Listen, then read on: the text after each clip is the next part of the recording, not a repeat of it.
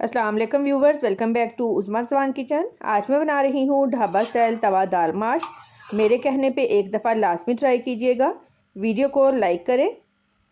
एक गिलास पानी में 3 स्मॉल साइज़ के टमाटर और एक मीडियम साइज़ का प्याज डाल दें। इसको बॉईल कर लें। बॉईल आ गया है, छिलका रिमूव कर देंगे। 1 कप ऑयल लिया है। ऑयल जब गर्म हो जाए प्याज और टमाटर वाला पेस्ट ऐड करेंगे। 2 मिनट फ्राई करेंगे। 1 पाव माश की दाल ली थी, इसको मैंने 95% गला लिया था।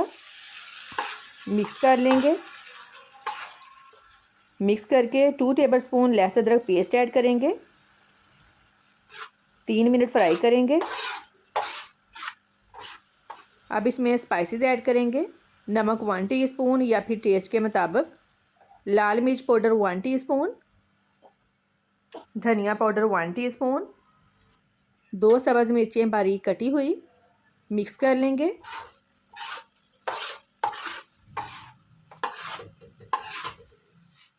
वन थर्ड ऑफ कप दही ऐड करेंगे। मिक्स कर लेंगे। बनाने में भी बहुत ही आसान है और खाने में बहुत ही टेस्टी है। मेरे कहने पे एक दफ़ा लास्ट ही ट्राई कीजिएगा। दही का पानी ड्राई हो गया है।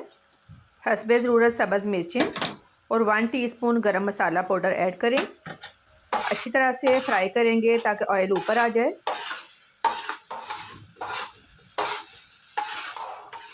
ऑयल ऊपर आ गया है।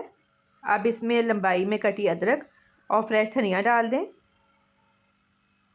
बहुत ही टेस्टी ढाबा स्टाइल तवा दाल माश रेडी है। फीडबैक लाजमी दें कि आपको मेरी आज की रेसिपी कैसी लगी। दुआओं में याद रखिएगा। आपके कीमती वक्त का बहुत बहुत शुक्रिया। अल्लाह हाफिज़।